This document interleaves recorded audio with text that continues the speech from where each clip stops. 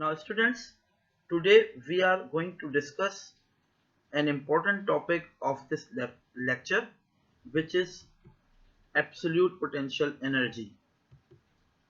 Consider a body of mass m situated at some point.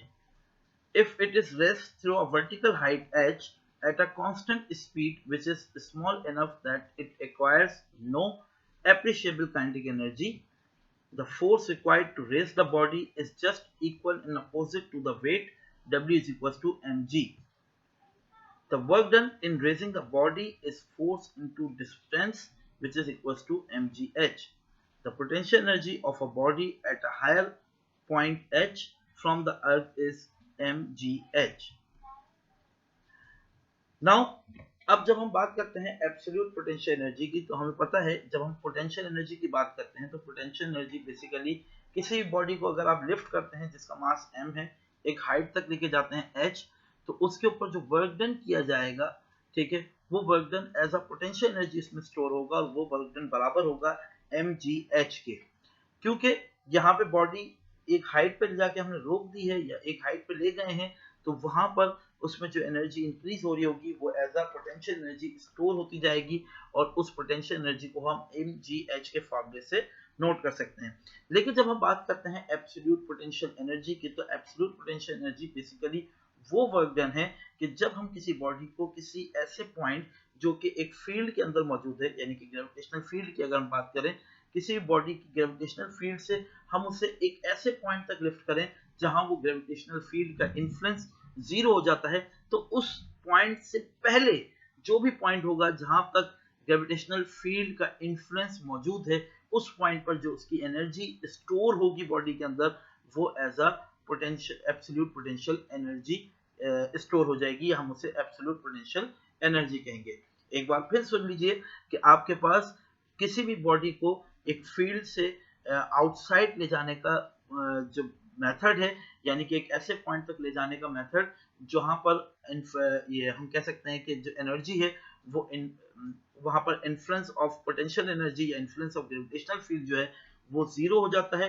उस zero point से पहले, just पहले जिस पॉइंट तक ग्रेविटेशनल फील्ड का इन्फ्लुएंस मौजूद है, उस पॉइंट पर जो उसकी एनर्जी होगी वो एब्सोल्यूट पोटेंशियल एनर्जी कहलाएगी। अब अगर आप इस डायग्राम में देखें तो इस डायग्राम में अर्थ की सरफेस दिखाई गई है। इस सरफेस से हम एक मास जिसको m1 कहा गया है, इसको लिफ्ट कर रहे हैं एक ऐसे पॉइंट n की तरफ जहां पर ग्रेविटेशनल फील्ड का जो इन्फ्लुएंस है वो जीरो है। अब इस पॉइंट n से जस्ट बिफोर पॉइंट a जो एनर्जी स्टोर होगी इस बॉडी के अंदर, वो एनर्जी आपके पास एब्सोल्यूट पोटेंशियल एनर्जी कहलाएगी। For finding the absolute value of potential energy, we have to fix a 0 point for potential energy. The 0 point for potential energy is a point so far away from Earth that is no longer influenced by Earth attraction. Hence, its potential energy at that point is 0. An object should fly up of its own accord to great distances where its potential energy is 0, but it does not happen actually. This difficulty can be removed if we realize that the object in a gravitational field, that is in an attractive field of force, has negative potential energy, and that this potential energy increases to 0 as the object moves out great distance. Thus, the gravitational potential energy is negative quantity. A body of mass m is placed at point 1 at distance r1 from center of earth of mass me and radius re. हम suppose करते हैं कि हमारे पास एक body है जिसका मास m है, उसे हमने प्लेस किया है एक पॉइंट पर, और इस पॉइंट तक का जो डिस्टेंस है सेंटर ऑफ अर्थ से वो r1 है, ठीक है। मास ऑफ द अर्थ यहाँ पर हम me कह देते हैं और रेडियस ऑफ अर्थ को हम re से शो करते हैं। We want to displace this body from point 1 up to n point, यानी कि हमें इस बॉडी को उस पॉइंट 1 से n पॉइंट तक, यानी कि उस पॉइंट तक लेके जाना है जहां पे ग्रेविटेशनल फील्ड का इन्फ्लुएंस जो है वो जीरो हो जाएगा, यानी कि हम कह सकते हैं कि पोटेंशियल एनर्जी जो है इस पॉइंट पर वो जीरो हो जाएगी।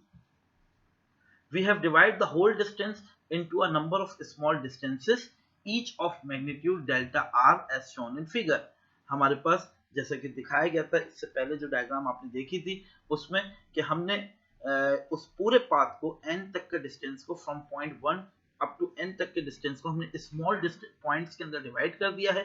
उन पॉइंट्स को हम डिस्टेंस r1, r2, r3 इससे शो कर सकते हैं और इसे हमने डायग्राम में शो किया है। It is assumed that the force during each interval remains constant, और ये assume कर लेते हैं हम कि हर पॉइंट के ऊपर यानी कि 1 point, second point, third point, fourth point up to end point तक जो फोर्स है वो कांस्टेंट है। Work done between point 1 to 2। अब अगर हम वर्क डन की बात करें जो कि पॉइंट 1 से 2 तक बॉडी ने उस पॉइंट को कवर करते हुए किया है तो वो आपके पास आ जाएगा delta W 1 to 2 is equal to F delta R और F R2 माइनस R1, यानी डेल्टा R की वैल्यू R2 माइनस R1 के बराबर आ जाएगी। इसे इक्वेशन 1 कह देते हैं। सिमिलरली हमें पता है कि F यहाँ पे हमारे पास जो फोर्स है वो ग्रेविटेशनल फोर्स है, तो उसका फॉर्मूला हो जाएगा G(m)(m)E ओवर R स्क्वायर, और अगर यहाँ से R की एवरेज वैल्यू निकालें तो वो आपके पास आ जाएगी R1 plus R2 over 2।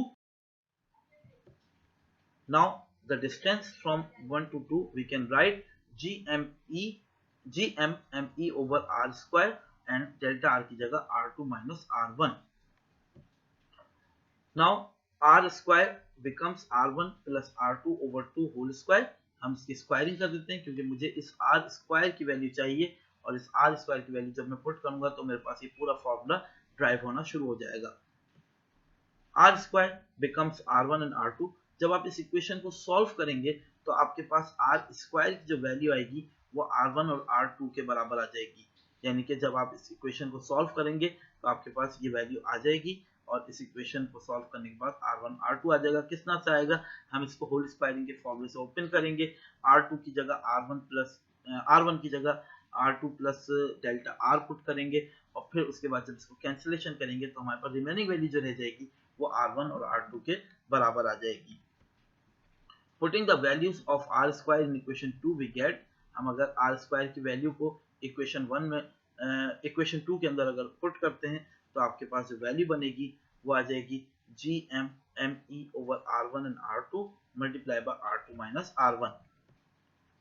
Delta W equals to delta W from 1 to 2 we can write in this form G(m)(e) 1 over R1 minus 1 over R2। हमने क्या किया कि इस R1 और R2 को इस पूरे R2 माइनस R1 के नीचे रखा, तो हम देखेंगे कि R2 से R2 कैंसिल हो जाएगा तो 1 ओवर R1 बचेगा और सिमिलरली R1 से R1 कैंसिल हो जाएगा तो 1 ओवर R2 हमारे पास रिमेनिंग रह जाएगा, तो हमारे पास ये इक्वेशन आ जाएगी। नाउ W2 to 3, अब हम 2 से 3 तक की अगर बात करें तो वो आ जाएगा G(m)(e) over 1 over R2 minus 1 over R3। Similarly 3 to 4 तक की बात करेंगे तो वो आ जाएगा आपके पास G(m)(e) 1 over R3 minus 1 over R4। इसी तरह से अगर हम बात करते हैं n से लेके n माइनस 1 तक की, ठीक है, तो हमारे पास ये वैल्यू आ जाएगी G(m)(e) 1 over Rn minus 2 minus 1 over Rn minus 1। और फाइनली अगर हम n1 से n तक की बात करें, n माइनस 1 से n तक की बात करें तो G(m)(e) equals to G(m)(e) 1 over Rn minus 1 minus 1 over Rn। Now adding all the work done from 1 to 2 1 to n तक के जितने भी वर्क डन हुए सबको ऐड कर लेते हैं ताकि टोटल वर्क डन आ जाए हमारे पास। तो delta W 1 to 2 plus delta W 2 to 3 delta W 3 to 4 up to delta W n minus 1 to n, इनकी वैल्यूज पुट करते हैं जब आप यहाँ पर तो आपके पास G(m)(e) जो है कॉमन आ जाएगा और जब आप इसको कॉमन लेंगे तो आपके पास ब्रैकेट में वैल्यू जो बचेगी वो बचेगी 1 over R1 minus 1 over R2 plus 1 over R2 minus 1 over R3 plus 1 over R3 minus 1 over R4। इस तरह से आपके पास लास्ट टर्म आ जाएगी 1 over Rn minus 1 minus 1 over Rn। Now delta W 1 to n यानी टोटल वर्क डन आपके पास जब आपके ये तमाम वैल्यूज नेगेटिव पॉजिटिव कैंसिल होंगी तो रिमेनिंग वैल्यू बचेगी G(m)(e) 1 over R1 minus 1 over Rn, जिसे हम इक्वेशन 3 का नाम दे देंगे। नाउ हमें पता है कि n पॉइंट जो है ये वो पॉइंट है जो कि इनफाइनाइट पॉइंट है, यानी कि इस पॉइंट पर जीरो इन्फ्लुएंस है ग्रेविटेशनल फील्ड का। तो हम यहाँ पे वैल्यू पुट कर देते हैं n की जगह, Rn की जगह इन्फिनिटी, और आपके पास 1/r1।